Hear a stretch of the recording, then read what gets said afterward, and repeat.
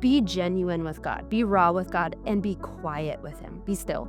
Yeah. It is so hard. I put music on so that way I can drown out all the other noises, because being a mom, like, my house is never quiet, never. So like I have to like make it so I have the control of that.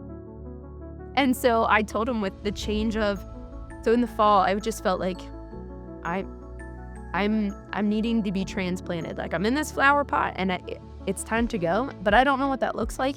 And I didn't want it to be my will. And so I wanted my attention to be on God. And so that's why I approached Ronnie. I was like, I need some direction and help from someone who I feel is very wise and can help me go like in that way.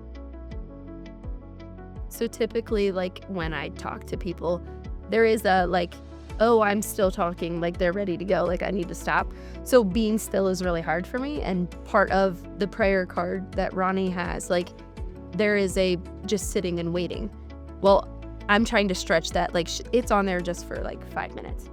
I'm sitting and trying to be still for 15 minutes, which is like huge. But at the same time, like, listening to somebody like, you sat for 15 minutes quietly by yourself, like, that's a big deal. Like, so there's the moments that like I know God is working in my life. It's just now I am like still enough to go, oh, this is you.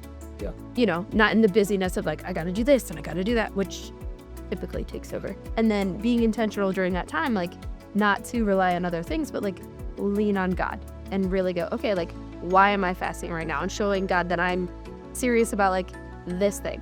They're like, okay, what do you want me to do here? Because like, I know, like, if I pray in the morning, I'm too groggy, I'm tired, like, Yeah. I'm then thinking about 30 other things that I need to do the rest of the day.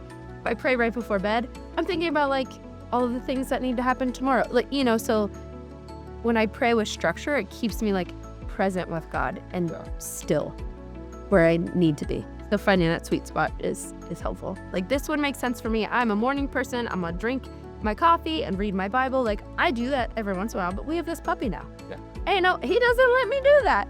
So it's one of those, like, now it's just kind of shifted. And so it's like, after school is when I exercise. I used to work out before school. So Yeah. in the season, you gotta, like, if it's important to you, you'll make it happen. And so you have to decide it's important. I'm not an expert. I'm just mucking through and just hoping that God will give me the next step, and just trying to be obedient to what he wants for my life. And sometimes I can follow on that path, and sometimes I get off of it. And giving yourself the grace to try something new and get it wrong, a lot of times, like, it's okay. Yeah. And that shouldn't deter you from doing something new, because like at the end, like, now that I've been fasting for a little while, like, and like I said, it's probably not perfect. Like, let me rephrase. It is not perfect, but it's just one of those, like, it's changing my heart. It's doing what it's intended for, and having the repetitions in there of the muscle memory and going, okay, now what? And okay, now what?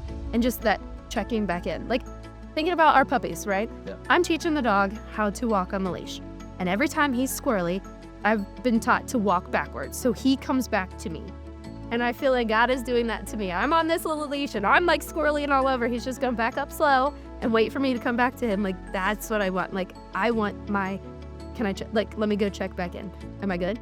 Am I good? Like, Yeah. and not good of like, am I doing everything right? But like, is all well? Like, am I serving him well?